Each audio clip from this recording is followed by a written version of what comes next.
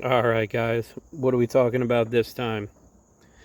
This time we're going to be talking about beater knives. What beater knives are to me, what I might use them for, and a little bit of why I picked what I picked. And I guess I'll kind of put these in order of how much I use each particular one and so on.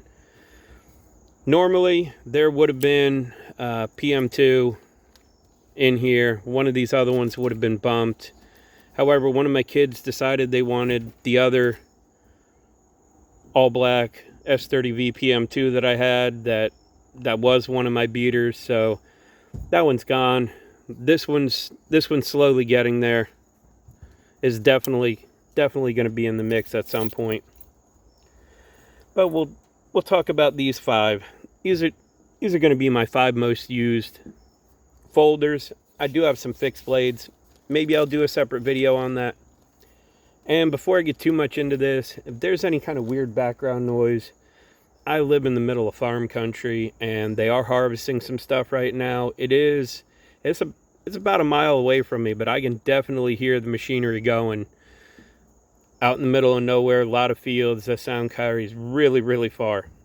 So, beater knife to me, it's something that I'll use for pretty much anything. And these particular knives, for different reasons, not too upset of anything happening to them or anything that can happen to them. Different reasons for each one. We'll go ahead and go over them. This Hogue is probably my number 5 out of all of these. And this one, it was brand new when I got it. However, it was a DLC drop point. And somehow my friend Josh came into a few of these. They were all brand new. I paid $95 for it, so I had no issue using it to do whatever. The coating on it has held up pretty well, except up here where it's been dropped a couple times. Clip's a different story. It's got a clip screw broken off and stuck in there. Not a big deal, don't really care, still works.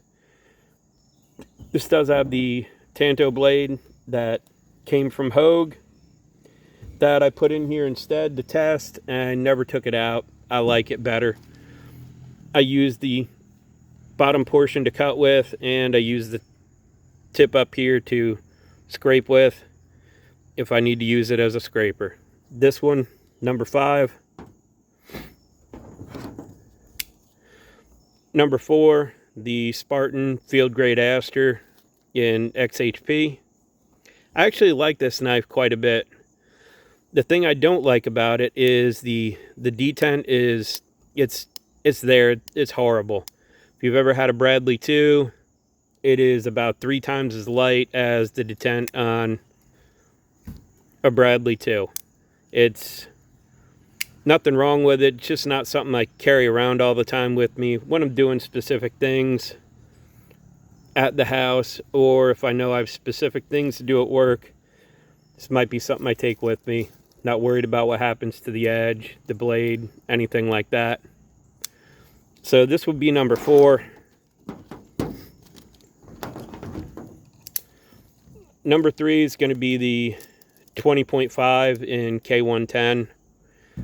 I bought this specifically when they came out through Knife Center to test. It was orange. I did buy the Flytanium scales when they first came out. When I did buy them though, the only color available at the time when they first released them was gray, so I picked up gray. Yes, I did pay the $149 for this so that I could test that K110 when it came out. I believe the scales were another $40 or so. Probably one of the more pricey ones that I do whatever with. I do have a few of these. This particular one, I have no issue if anything happens to it. I use this quite a lot when I moved. I use it quite a lot doing other things around the house. I also take this if I know I have certain things to do on the weekend at work, or that I know that it might get messed up, it might get some acid on it. This is definitely one that I have no issue if anything happens to it. Number 2 is going to be the Ritter RSK. Sharpened this a ton of times. Used it quite a bit. Broke the Hogue clip on it. Had an extra Benchmade clip laying around, so I did put that on. And I found out that I liked the Benchmade clip a whole lot better. So, went ahead and kept the Benchmade clip on it. I don't remember what the Rockwell was on this. This is one that I did test way back when. Believe it was mid to high 59 maybe. Not positive. Might even been low 59. Either way, same deal. I traded another knife I had for this particular one. So I have no issue of anything happening to it. I do like how comfortable it is. That's one of the things I really like about it, why it's a beater for me. And number 1, probably the least liked Benchmade mini griptilian you could possibly have. The Tanto Combo Edge. I have no problem with it. I traded a knife for this one about 6 years ago. Maybe a little longer, I'm not positive. This is the 154 cm version, and you can see by the tip, the grind up here, that's how much it's been sharpened. That used to actually meet where the 2 secondary bevels met. I use this for a whole lot of things. I probably do less cutting with this than anything. I mainly use this for prying and scraping. Haven't broken it yet. Whenever I have to do floor work, this is 100% my go-to knife. It's got a whole bunch of tile adhesive in there, stripper, wax, wood floor finish. I mean, I have no idea what got on the scale over here that left that white mark that doesn't come off. No idea. It did have all the coating intact when I got it, and it had quite a bit more blade to it. This has been it's pretty much like a multi-tool for me. This thing's been invaluable. I've used this for so many things.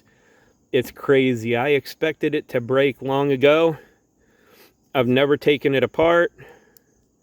And for as dirty as it is inside, it's way smoother than I thought it would be at this point. Any of you guys that made it this far, if you have particular beater knives you use, whether they're cheap, not cheap, put them down below. Love to hear what you guys use. This is what I use them for. These are the ones I like to use the most. That's all I have for this one. As always, I appreciate your time, and thanks for watching.